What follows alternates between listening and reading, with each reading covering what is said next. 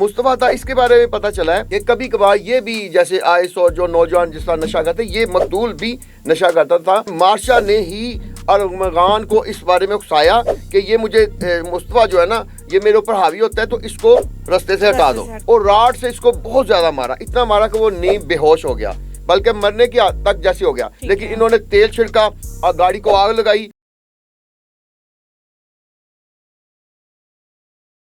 अस्सलामुअलैकुम, TV today के साथ मैं हूं आपकी मेज़बान ज़ुहा राशिद। नाज़रीन, कराची का एक 23 साला लड़का जिसका नाम मुस्तफ़ा है वो 40 रोज़ से लापता था और 40 रोज़ बाद उस पर शदीद तशद्दुद किया गया और उसको उसके ही दोस्त ने उसकी ही गाड़ी में जलाकर कत्ल कर दिया। नाज़रीन, ये वाक़या जो है ये 40 दिन से सारा चल रहा है और इसमें एक लड़की का भी नाम लिया जा रहा है कि इसमें एक लड़की भी मुलव्विस थी। पुलिस ने अभी तक क्या किया है, पुलिस ने अभी तक क्यों मुस्तफ़ा को इंसाफ नहीं दिया और क्या सिचुएशन है, हमारे साथ सीनियर सहाफ़ी इजाज़ भट्ट साहब मौजूद हैं, इनसे जानते हैं। सर, मुझे ये बताएं इस वाक़े का पस मंज़र क्या है? अच्छा, ये बड़ा दर्दनाक वाक़या है जो कराची के डिफेंस के इलाके में हुआ। मैं थोड़ी सी आपको ना बैकग्राउंड से बताता हूँ क्योंकि बहुत सारे जो हमारे नाज़रीन उनको इसकी बैकग्राउंड नहीं मालूम। ये दरअसल जो अरमगान कुरैशी है जो मुल्ज़म है इसकी उम्र है 31 साल और जो मकतूल है इसकी उम्र है 23 साल। इन दोनों की उम्रों में फ़र्क है। कुछ लोग कहते हैं कि ये आपस में स्टूडेंट है, दोस्त नहीं थे उस तरह। अच्छा। बात ये है कि ये जो लड़का मुस्तफ़ा है ये जो है इसकी एक ये ग्रेजुएशन की है इसने रिसेंटली। इसकी एक लड़की थी मार्शा, उसके साथ तकरीबन इसकी ना 3-4 साल से दोस्ती थी और दोस्ती के दौरान जो वो लड़की थी वो थोड़ी सी आउट क्लास किस्म की थी, वो आज़ाद ख्याल किस्म की।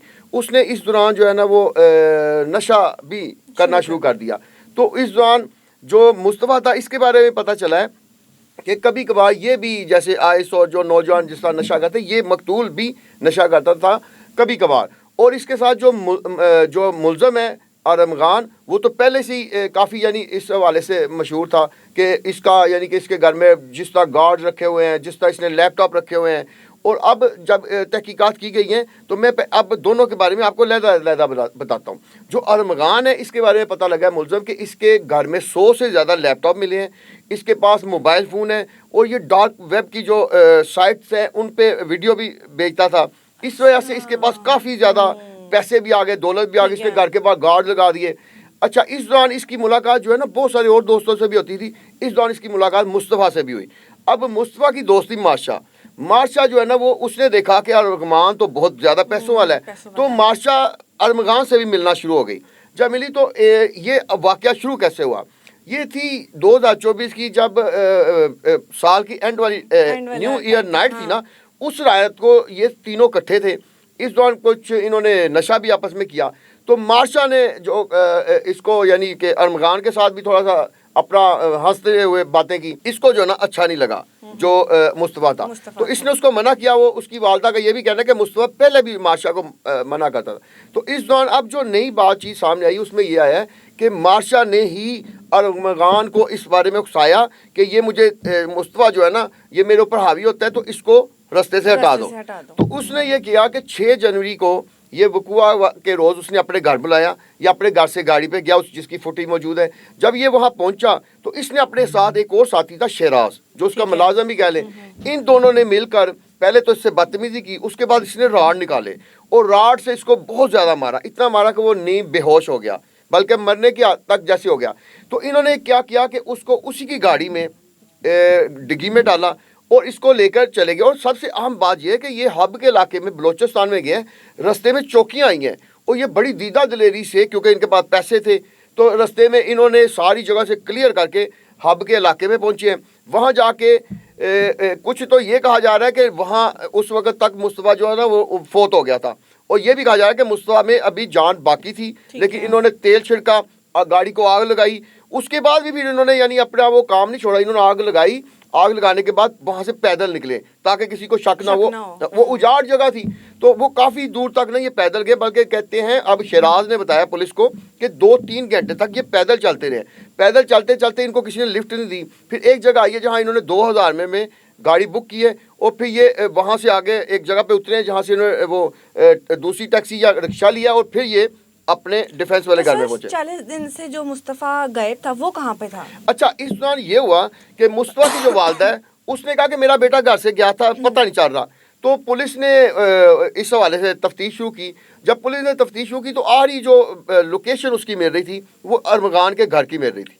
तो पुलिस ने फिर वहाँ जाने की कोशिश की, लेकिन क्योंकि वो बड़ा बाअसर था, उसका जो वालिद है कामरान कुरैशी, वो भी कहता है जी मैं अमेरिकन सिटीज़न हूँ, तो उस पैसे वाला भी था, जिसकी वजह से पुलिस ना हिम्मत नहीं कर रही थी। फिर एक वक्त आया कि पुलिस ने उनके घर में रेड कर दी। जब पुलिस उनके घर में घुसी तो ये अरमगान के पास असला भी बहुत सारा था, इसके घर में 100 के करीब लैपटॉप हैं, असला मंशियात बहुत सारी मिली है।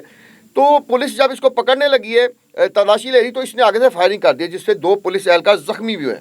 अच्छा, जब पुलिस एहलकार जख्मी हो गए तो मामला बढ़ गया, आला अफसरान को पता चल गया। आला अफसरान आए तो जब इसके घर की पूरी तलाशी ली गई तो इसके कमरे में से वो खून के डब्बे मिले। उन्होंने वो वाले डब्बे से खून उठा लिया। जब अब देखें खून उठा लिया, अब ये मान नहीं रहा।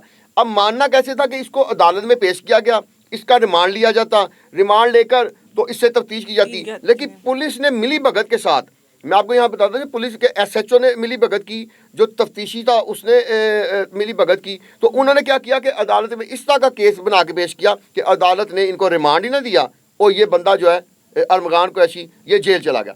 अब जेल जाने की वजह से कुछ पता ही नहीं चल रहा कि वो दूसरा लड़का कहाँ गया है, क्योंकि इसकी तफ्तीश नहीं हो रही थी। तो इसलिए ये केस महीना चलता रहा। फिर पुलिस को जब वो जो DNA टेस्ट जो कराया था, उधर से जो अरमगान की वो मुस्तफ़ा की वालदा थी, उसने कहा कि मेरा बच्चा नहीं मेरा। उन्होंने उसकी वालदा का DNA टेस्ट दिया और उन खून के धब्बों से खून मिलना जो उसका दिया, तो वो उसी मुस्तफ़ा का निकला। अब मुस्तफ़ा का निकला। दूसरी तरफ का सीन देखें, जो हब का इलाका है वहाँ ये 6 जनवरी को गए और 11 जनवरी को 5 दिन तक वो लाश पड़ी, लोगों को बताया। तो वो पुलिस ने इस दौरान जो कार्रवाई की, जब पता लोगों ने बताया कि ये गाड़ी मिली है, हाँ, उसमें से एक डेड बॉडी मिली और जली हुई थी, पता नहीं चला। मकामी पुलिस ने उसको लावारिस किया, उसकी वो रिपोर्ट बनाई। 3-4 दिन तक वो ढूंढते रहे, सर्द खाने में रखा। उसके बाद उन्होंने कहा जी हम इसको अमानत दफना देते हैं।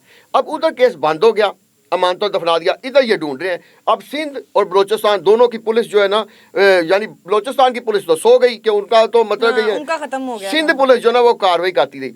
अब जब हुआ ये कि जब ये दूसरा इसका साथी शहराज के बारे में पता चला ना, तो पुलिस ने इसको उठा लिया। इसकी जब वो कहते हैं ना 3rd डिग्री टॉर्चर किया और इससे पता किया, तो इसने सारा वाकया बताया। इसने कहा कि ये वो लड़की का ही मामला था मार्शा का। इसको घर में बुलाया, इसको राड से मारा, उसके बाद तकरीबन मरा हुआ बना के इसको गाड़ी में डाला, उस गाड़ी की डिग्गी में डाल के वहाँ जाके जला दिया और वापस। अब ये सारा मामला तो हो गया है। इसमें अब जो इतना टाइम ज़ाया हुआ है वो किस वजह से हुआ है? एक तो पुलिस वाले जो तीनों थे वो मुलव्वस पाए गए। दूसरा जो है इसके जो अमीर होने की वजह से जो प्रोसिक्यूशन का सिस्टम है, जिन्होंने इसका वो रिमांड लेना था, वो सिस्टम अदालत ने इसको दे दिया। अब वज़ीर आला सिंध ने भी कहा है कि ये कैसी अदालतें हैं कि जो एक इतना बड़ा मुलज़म है कि जिसके बारे में वाज़ेह तौर पे शवाहद मिल रही है, तो उसके बारे में इन्होंने रिमांड नहीं दिया। अगर रिमांड दे देते तो मेरा ख्याल है ये 40 दिन नहीं लगने थे, ये 8-10 दिन 15 दिन में ये केस हल हो जाना। मार्शा का क्या रोल है? मार्शा के बारे में आपको बताऊं, मार्शा जो है वो एक समझे कि एक अल्ट्रा मॉडर्न किस्म की लड़की है। अमेरिका में वो रहती थी। वो पहले भी अगस्त में अमेरिका चली गई थी। 22 दिसंबर को वो वापस पाकिस्तान आई है। पाकिस्तान आने के उसने अपनी पुराने जो दोस्त है बाब उनसे मिलना शुरू किया है। इस दौरान वो मुस्तफ़ा से मिली है और अरमगान से भी मिली है।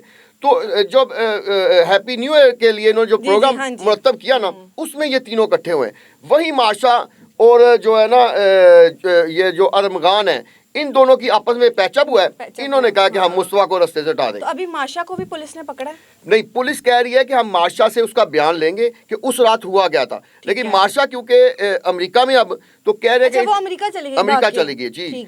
मार्शा जो है ना वो अमेरिका चली गई और बल्कि तकरीबन 12 जनवरी की वो पुलिस ने खुद ही उसको जाने दे। पुलिस को पता चल गया था कि ये लड़की भी मुलव्वस है। इस सब में सारा कसूर पुलिस का है, बेसिक। और अगर हम मुस्तफ़ा की वालदा की बात करें, वो भी यही कह रही है कि अभी तक उनको इंसाफ नहीं मिला। इंसाफ कौन दिलाएगा जब हमारी पुलिस ही मिली हुई है साथ? देखें, हमारे मुल्क में जब भी कत्ल होता है, कोई अंधा कत्ल होता है, तो इसकी सबसे पहली जिम्मेदारी पुलिस पे आती है। तो अगर पुलिस सही तरीके से करे तफ्तीश तो बड़ी ही आसानी से। मैं आपको बताता चलूँ कि लाहौर में 90 अंधे कत्ल हुए हैं, उसमें से 88 को CIA ने ट्रेस कर लिया है। लाहौर में मैं आपको 2 ट्रेस नहीं हुए, वो भी इसलिए कि वो भी ऐसी कटी हुई और जली हुई लाशें मिली है जिनका DNA टेस्ट कराया गया, अभी तक उनके घर वालों का नहीं पता। तो कहने का मतलब अगर पुलिस दुरुस्त तफ्तीश करे तो ये सारा मामला जो है ना पहले क्लियर हो जाना था। अब एक मामले की मैंने आपको पूरी बैकग्राउंड से अब तक की लेटेस्ट सिचुएशन बताई है। अब क्योंकि इस मुलजम का रिमांड लेना पड़ेगा और अदालत को भी देना पड़ेगा, उसके बाद ये सारा केस क्लियर हो जाएगा। और आपको क्या लगता है मुस्तफ़ा को इंसाफ मिलेगा?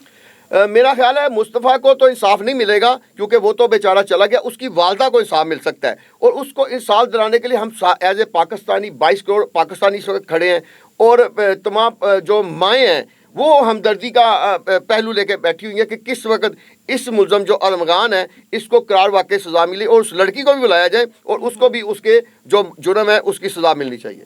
ठीक है।